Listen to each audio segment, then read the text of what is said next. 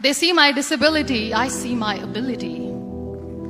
They call me disabled, I call myself differently abled. There are some incidents that happen in your life. Those incidents break you, deform you, but they mold you into the best version of you. And the same thing happened to me. I was 18 years old when I got married. My father wanted me to get married. And all I said was, if that makes you happy, I'll say yes. And of course, it was never a happy marriage. Just about after 2 years of getting married, I met a car accident. Somehow my husband fell asleep and the car fell in the ditch. He managed to jump out, saved himself. I'm happy for him. But I stayed inside the car and I sustained a lot of injuries. The list is a bit long, don't get scared. The wrist was fractured. Shoulder bone and collarbone were fractured.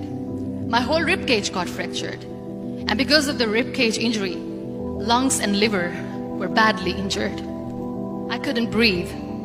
I lost urinary bowel control. That's why I have to wear the bag wherever I go. 3 vertebrae of my backbone were completely crushed. And I got paralyzed for the rest of my life. I finally ended up in a hospital where I stayed for 2.5 months. I underwent multiple surgeries. One day, doctor came to me and he said, well, I heard that you wanted to be an artist, but you ended up being a housewife. I have a bad news for you. You won't be able to paint again because your wrist and your arm are so deformed, you won't be able to hold a pen again. Next day, doctor came to me and said, your spine injury is so bad, you won't be able to walk again. Because of your spine injury and the fixation that you have in your back, you won't be able to give birth to a child again. That day, I was devastated. I asked my mother, why me? And that is where I started to question my existence. Why am I even alive? And that is where I realized that the words have the power to heal the soul. My mother said to me, this too shall pass. God has a greater plan for you. I don't know what it is, but He surely has. And in all that distress and grief, somehow or the other, those words were so magical that they kept me going. One day I asked my brothers, I know I have a deformed hand, but I'm tired of looking at these white walls in the hospital and wearing these white scrubs. I'm getting tired of this. I want to add more colors to my life. I want to do something. Bring me some colors, bring me some small canvas. I want to paint. So the very first painting I made was on my deathbed, where I painted for the very first time. It was not just an art piece or just my passion. It was my therapy. And then I was discharged and I went back home. And I went back home and I realized that I have developed a lot of pressure ulcers on my back and on my hip bone. I was unable to sit. There were a lot of infections in my body, a lot of allergies. So doctors wanted me to lie down on the bed straight for not 6 months, for not 1 year, for 2 years. I was bedridden, confined in that one room, looking outside the window, listening to the birds chirping, and thinking maybe there will be a time when we'll be going out with the family and enjoying the nature. That was the time where I realized how lucky people are. That is the time where I realized that the day I'm going to sit, I'm going to share this pain with everyone to make them realize how blessed they are, and they don't even consider them lucky. That day I decided that I'm going to fight my fears. We all have fears. Fear of unknown, fear of losing people, fear of losing health, money.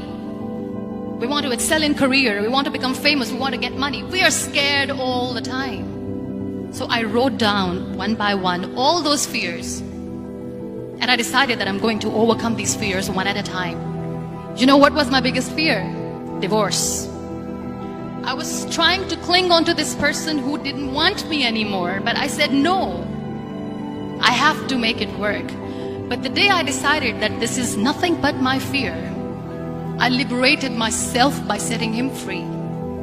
And I made myself emotionally so strong that the day I got the news that he's getting married, I sent him a text that I'm so happy for you and I wish you all the best. And he knows that I pray for him today. Number 2 was, I won't be able to be a mother again. And that was quite devastating for me. But then I realized there are so many children in the world, all they want is acceptance. So there is no point of crying, just go and adopt one. And that's what I did. People think that they will not be accepted by the people because we, in the world of perfect people, are imperfects. So I decided that instead of starting an NGO for disability awareness, which I know will not help anyone, I started to appear more in public. I started to paint. I decided that I'm going to join the national TV of Pakistan as an anchor person. And I've been doing a lot of shows for the last 3 years. I became the National Goodwill Ambassador for UN Women Pakistan. And now I speak for the rights of women, children. We talk about inclusion, diversity, gender equality, which is a must. Every time I go in public, I always smile. It's always a big toothy smile on my face. And people ask me, don't you get tired of smiling all the time? What's the secret? I always say one thing, that I have stopped worrying about the things that I have lost, the people that I have lost. Things and people who were meant to be with me are with me. And sometimes, somebody's absence makes you a better person. Cherish their absence. It's always a blessing in disguise. Live your life fully. Accept yourself the way you are. Be kind to yourself. Be kind to yourself. I'll repeat, be kind to yourself, and only then you can be kind to others. Love yourself and spread that love. Life will be hard. There will be turmoils, there will be trials, but that will only make you stronger. So when you accept yourself the way you are, the world recognizes you. It all starts from within.